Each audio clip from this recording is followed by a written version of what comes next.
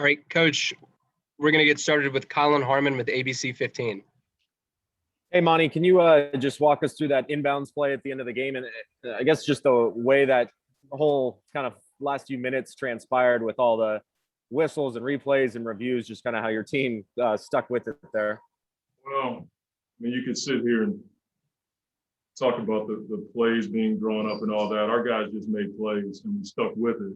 When the whistle didn't go our way and the ball went out on book, I thought we had really good poise during that time. And then when the free throws were missed, we talked about free throw box out all morning because we had situations in game one where we didn't free throw box out.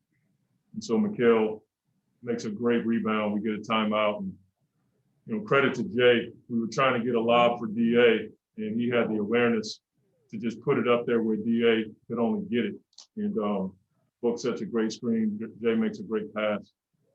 And it's just one of those things that happens where you're just grateful for it, the will of our guys to just stay with it. I didn't think we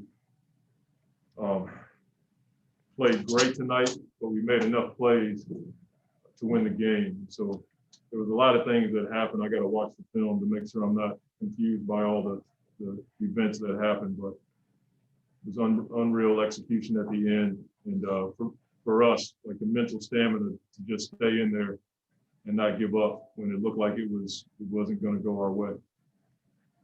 Next is David Brandt with the Associated Press, and then Kellen Olson. Hey, Monty. Deandre just, that seemed to be an encapsulation of what he's turned into, just imposing his will, going to get that ball out of his hands, kind of like a receiver in the end zone or something like that. I mean, he was good all night. What did you think of, just what he's turned into as far as such a dominant force down? Well, he's starting to understand having a role doesn't limit you. You know what I'm saying? Sometimes when you tell a guy this is your role, they tend to think like, I can't do anything else. He just has a big role. And defensively, the rebounding, and then the ability to go at the end and get that ball where nobody else could go get it. Says a lot about his mental maturity. A lot of times you give up on plays like that when it's, that time on the clock. But I thought he showed a lot of stamina tonight physically too. I mean, he was running hard and rebounding in a physical game. I could go on and on about where he was to where he is now. He's just turning into a really dominant player on both ends of the floor. Next is Kellen Olson with Arizona Sports, and then Dave McMiniman. Hey, Monty, you mentioned Brandon's screen, just the toughness for him tonight. Yeah. I mean, I heard the crowd going crazy, so it was either him or Chris coming through the entryway. And I know his face was swollen. I know he was in pain. But that's the will that I've been talking about that he has. And I thought the shot that he hit over Beverly was just book. And Chris has been talking to him all year about just getting to your spot. Don't try to complicate it. He got to his spot and he made a big shot. And I thought his defense, like even though he had fouls tonight, he played physical defense. It's a playoff game. You got to figure out how the refs are calling it. But the screen, he said at the end, like the other option was if they made a mistake, just pop and get a shot. But his screen was tremendous. Next up is Dave McMiniman with ESPN, and then Mark Medina. Back here. The play, the final inbound play, is that from your playbook? You pick up at any point, and the ankle, launch angle of the pass. Yeah, it's a different. Typically, run that more when it's like a typical BOB. It's pretty much a combination of something that Brett Brown used to run and Joe Prunty ran a play when he was here with the Suns. Tyson Chandler got that. It was like a slap in type play. So I wish I was that bright, but I'm not. I steal from everybody. The players, Jay just made a great pass. That's the deal. You put it where only DA could get it. Just great awareness by him. Is that something you guys practice that play? Nah, because you walk through it. There's so many situations you can walk through. We've never walked through them. We tried to run it earlier in the year playing against Denver. And DA had to go up and catch it and bring it back down and try to score. I think he dunked it, but that was just Jae. Book screen and DA's ability to go get the ball. Those three guys in that play, and Cam and Mateo just getting out of the way. So, like I said, I wish I was that bright, but it doesn't work out that way for me. Next up is Mark Medina with USA Today, and then Gina Mizell. Hey, Monty, what did you make of how Devin played through all the physical play that the Clippers were using on him? And what did you make of how they're playing overall? I think the game it's just playoff basketball. You know, I'm not, both Ty and I understand the level of physicality that is going to be allowed. I think Book did a decent job of not letting it take him out of his game. He got into foul trouble and was able to play for a few more minutes without picking up his third in the first part of the game. But that's just playoff basketball. Our guys are understanding it, and I can't reiterate enough having Jay and Chris and Etuan and Langston around this year to talk to our guys about these types of games has helped us a ton. Next up is Gina Mizell with Suns.com, followed by Tristan Suso. The totality of the two games, I need to come out and win without Chris and to show the boys down the stretch and all the things that it sort of feels like he's still impacting this team even though he's not physically here. No so doubt. What does that say about him? Well, he's a winner. He has impact on winning. He's had an impact on the growth of our guys. He's had a huge impact on me. We had him on FaceTime in the locker room. He and I were just talking about a number of things, but Chris, everywhere he goes, you know, he has a positive winning impact on any group that he's involved in. Next is Tristan Suso with 12 News, followed by Dwayne Rankin. Hey, Monty, in 2 games without having Chris Paul in the building, Book goes off, has a career night with his triple-double on Sunday, and then tonight Campaign has a career-high 29 points. I know it's been a lot more than just them, but what can you say, just about your guys stepping up without Chris? I mean, we have depth on our team. It's young depth, but we have depth. And against a deep team like the Clippers, you just need it. You know, and there's not a lot of room for drop-off. When one guy goes down, we need the guys who are playing to play at a high level. And Campaign was tremendous tonight. His ability to get into the paint and score the ball was huge for us.